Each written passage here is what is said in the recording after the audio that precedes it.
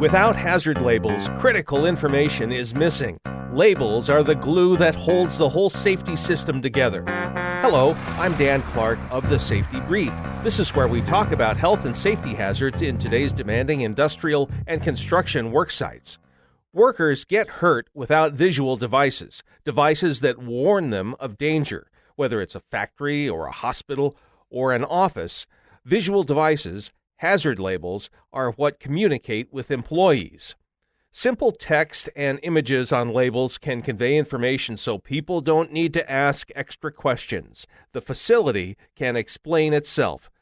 These suggestions will fit well if you're implementing Lean, 5S, Six Sigma, or other efficiency systems. Use hazard labels to mark dangers.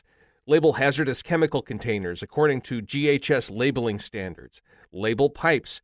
People doing maintenance on pipes or other work near pipes need to know if those pipes carry water or Coca-Cola or a hazardous substance. Use labels to give safety instructions. Label emergency equipment and the routes to this equipment, fire extinguishers, emergency eyewashes, and AEDs. Label the gear. Putting labels on machines, vehicles, and other equipment that need to have regular maintenance can help you keep track of when maintenance is performed. This can prevent hazards and make the equipment last longer. Label emergency meeting areas. This type of label will clearly communicate where people should meet after an evacuation. Use labels for safety organization. Label the storage areas for PPE, the personal protective equipment. Having a clearly marked place for PPE will mean it's ready to use whenever it's needed, especially in an emergency. Keep inventory organized. Label shelves to warn workers of potential falling objects.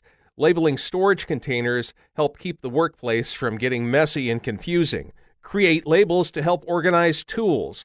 Labels can be placed on tools themselves and on the places where they're stored. Commonly, labels are made from vinyl to survive indoors and out. They come in many sizes and can be ordered through a third-party vendor such as a print shop, but that can be expensive, and of course there's the wait time. An option is to print on-site using an industrial label printer. It's much faster and over time, much cheaper. That's it for this episode. Come back for more tips and techniques on how to stay safety compliant in today's ever-changing landscape of safety requirements. I'm Dan Clark of The Safety Brief, sponsored by Creative Safety Supply. See the website at creativesafetysupply.com.